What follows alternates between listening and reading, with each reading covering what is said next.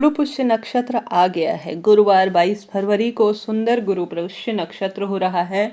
मनचाहा विवाह, धन, संपदा, वृद्धि के लिए, रोग मुक्ति के लिए और सब संकट दूर करने के लिए गुरु पुष्य नक्षत्र में कुछ सरल से कार्य जरूर से करने चाहिए। धन संपदा में वृद्धि होती है, कष्ट सदा सर्वदा के लिए कट जाते हैं। कैसे करना है, कब करना है, ध्यान से सुनिए। आप सभी को विशेष तौर पर गुरुवार का दिन है तो पीले रंग के कपड़ों का चयन करना चाहिए, क्योंकि बहुत सुंदर यह माना जाता है। इससे गुरु ग्रह भी मजबूत होता है। हल्दी का तिलक भी जरूर से प्रयत्न करना है, आपको लगाना है। नहाने के पानी में भी एक चुटकी हल्दी डालकर स्नान करने से परम सुखों की प्राप्ति होती है और रोग संकट कष्ट भी कटते हैं। घर के दरवाजे पर भी प्रयत्न करें, जल का छिड़काव करें श्रेष्ठ फलों की प्राप्ति के लिए। उसके पश्चात आप सभी को सरल सा प्रथम उपाय करना है। वीडियो में आपको 4 सरल उपाय बताना चाहूंगी जो कि आपके विवाह की परेशानी को दूर करेंगे और सब सुख आपको प्रदान करने में सहायक करेंगे। तो अंत तक वीडियो में बने रहिए। देर न करते हुए आरंभ करते हैं। प्रथम उपाय बहुत सरल है। यह उपाय आपको 3 स्थानों में से किसी एक स्थान पर करना है, ठीक है।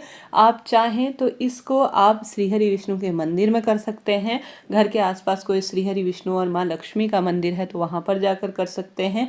नहीं तो आपके घर पर भी श्रीहरि विष्णु प्रतिमा, फोटो और माँ लक्ष्मी के साथ विराजमान हो तो वहां पर कर सकते हैं। नहीं तो केले वृक्ष में भी आप इस उपाय को, माँ लक्ष्मी और श्रीहरि विष्णु का वास सुंदर स्वरूप में है, इस भावना से आपको करना है, ठीक है। आप सभी से अनुरोध है, कमेंट्स में जय श्री कृष्ण या श्री शिवाय नमस्तुभ्यम जरूर से लिख दीजिएगा। साथ के साथ चैनल पर नए हैं तो लाइक करें, शेयर करें और सब्सक्राइब करें। आप सभी को उपाय करने के लिए शहद लेना है, ठीक है। शहद जो है रोग काटता है और जीवन में खुशियां भरता है और हमेशा ग्रहों की दशा को भी मजबूत करने का कार्य करता है। शहद आपको कटोरी में ले लेना है। साथ के साथ आप सभी को आवश्यक रूप से एक पान का पत्ता लेना है, ठीक है। अभी से व्यवस्था कर लीजिए। पान का पत्ता माँ लक्ष्मी को अत्यधिक प्रिय है, श्रीहरि विष्णु को अत्यधिक प्रिय है। शहद अपने आप में सब सुख प्रदान करने में सहायक है। 1 लोटा आप जल जो है जरूर से, आवश्यक रूप से केले वृक्ष की जड़ में कर रहे हैं तो आवश्यक रूप से हल्दी मिश्रित जल जो है ओम नमो भगवते वासुदेवाय महामंत्र का जाप करते हुए केले वृक्ष की जड़ में समर्पित करें। इस बात का ध्यान रखें। केले वृक्ष की जड़ में आप हल्दी मिश्रित दीपक भी जरूर से लगाएं। चने की दाल भी केले वृक्ष की जड़ में आप भोग स्वरूप श्री हरि विष्णु को समर्पित करते हैं तो भाग्य आपके खुल जाते हैं। तो यह कार्य भी आपको करना है, उपाय के साथ साथ कर सकते हैं। तो अत्यधिक सुबह नहीं तो साधारण सरल तरीके से गुरुजी कहते हैं आप एक पान का पत्ता लें। पान का पत्ता कहीं से खंडित ना हो, इस बात का ध्यान रखें। परिपूर्ण अवस्था में होना चाहिए। पान का पत्ता माँ लक्ष्मी के सुंदर स्वरूप के रूप में जाना जाता है।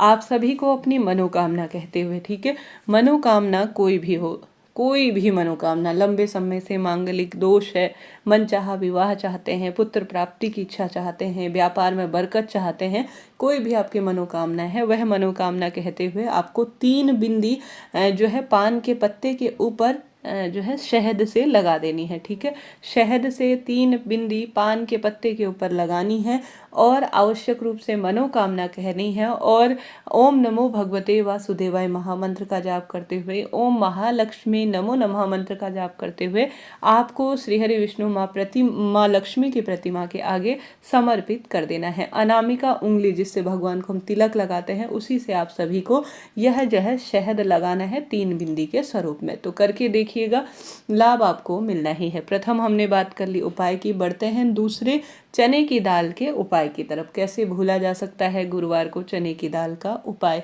गुरुजी कहते हैं कोई भारी रोग हो गया है, जैसे जीवन में महिलाओं के संबंधित बहुत सारे रोग हो जाते हैं, शारीरिक पीड़ा हो जाती है, पुरुषों से संबंधित कोई रोग हो जाते हैं, बच्चों को कोई, बड़े बूढ़े व्यक्तियों को कोई रोग हो गया है तो सभी इस उपाय को कर सकते हैं। कोई दिक्कत की बात नहीं है। आपको लेने हैं तुलसी माता के 3 पत्ते, ठीक है। पत्ते वही बात आ गई, परिपूर्ण रूप से होने चाहिए। 3 आप जो है तुलसी माता के पत्ते ले लीजिए और साथ ही आप सभी को 7 अर्थात 7 चने की दाल लेनी है, ठीक है। 7 की संख्या में चने की दाल लेनी है, 3 तुलसी माँ के पत्ते लेने हैं। ले लिए सभी चीजें, इनको जो है आपको तुलसी माता के आगे रख देना है। विधि विधान से तुलसी का पूजन करें। गुरुवार का दिन है, तुलसी माँ में भी हल्दी मिश्रित जल समर्पित करें।